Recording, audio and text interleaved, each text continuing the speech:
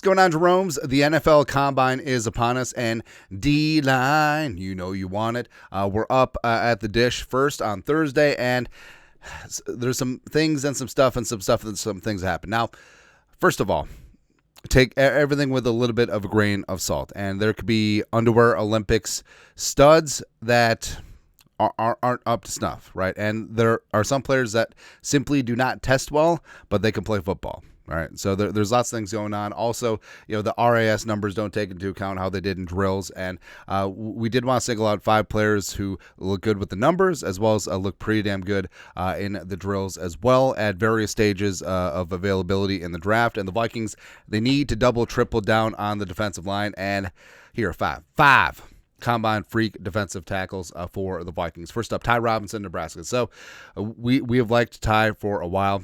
Super duper senior, but 6'5", 288, and did phenomenal testing wise. Also did good in the individual drills. Ran a 4.8 340. Also elite in the jumps. A 33.5-inch vert at 288 pounds. It's pretty good. Pretty good.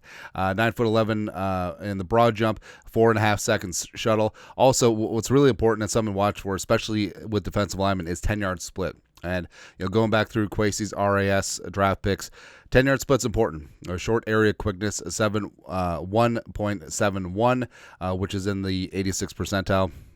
Which is good to go. So 9.87 RAS on a scale of 10.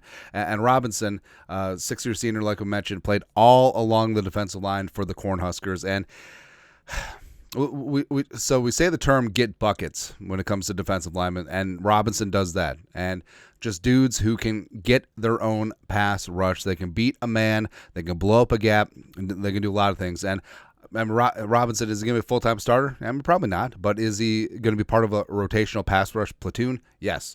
42 pressures and 7 sacks last year in Lincoln. So I think Robinson probably going to be a day 3 selection. Could be in line for one of the Vikings 2 fifth-round picks. Wouldn't mind him at all. Next, C.J. West, Hoosiers. All right, so C.J. West and Indiana had a phenomenal Cinderella season. Originally was at Kent State, transferred to Indiana last year, and was really damn fantastic. Checked in at 6'1", 316. Not too worried about the height.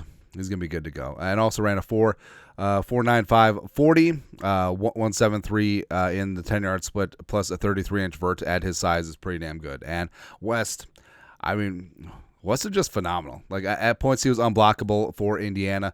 40 tackles, 2 sacks, 7 tackles for loss, and was a really huge reason why Indiana had such success this season. Plus, West can play on the nose, can play 3-tech, can play 4-tech, 5-tech, can do a lot of things. I think that he's probably going to be also in the day 3 conversation. Maybe a little bit higher in day 3, but certainly should be there for the Vikings. Next up, Darius Alexander, Toledo. Now, I think guys like Alexander, guys like Omar Norman Lott are going to be in the back end of the first round conversation, and people need to get okay with that. And Alexander checking in at 6'4", 305 out of Toledo, and he did really good. Straight line speed is there, 10-yard split is there, 31.5-inch vert, which is good. Agility drills sort of questionable, but on the field defensive tackle drills, I think he looked really damn good working out there. And Alexander, a 90.1 PFF grade in 2024. Yes, lower competition, but versatile disruptor. Just a dude who can get buckets both sides of the ball, or both sides of the line, as well as a number of gaps and techniques. 9 career sacks, 83 pressures over the last 2 years. So just getting after things in the Maction.